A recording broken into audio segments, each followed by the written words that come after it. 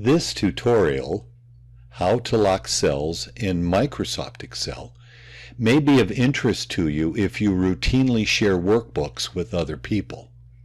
Locking cells prevents unwanted changes made to certain cells within a worksheet.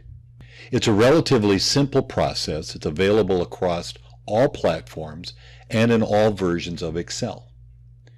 An important item to remember is all cells are locked as soon as we protect the worksheet. If we were to look at the Format Cells command, we would notice that all cells are locked, and that locking takes effect as soon as we protect the worksheet.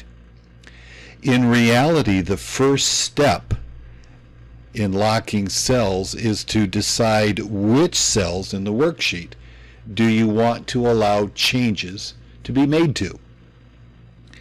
We have a sales worksheet here, and we'll see that in cells B2 through F8, those are the sales numbers that will be changed on a fairly regular basis.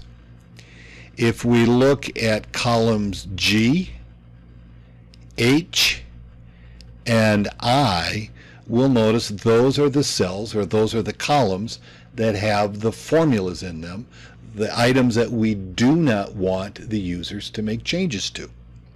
We will select B2 through F8, and we will go to Format Cells, and then we will choose to unlock by clicking the Lock Cell button.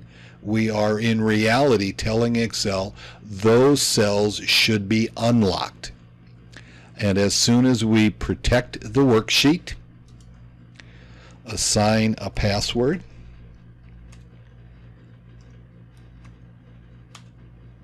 you'll notice that the cells that we've highlighted, B2 through F8, can be changed simply by typing in as we would in any other cell.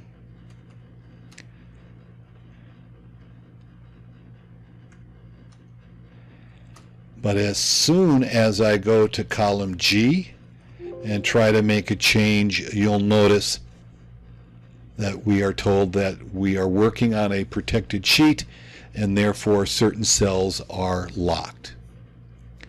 Locking cells, once again, when you share workbooks with other people, will allow you to prevent unwanted changes. A relatively simple process.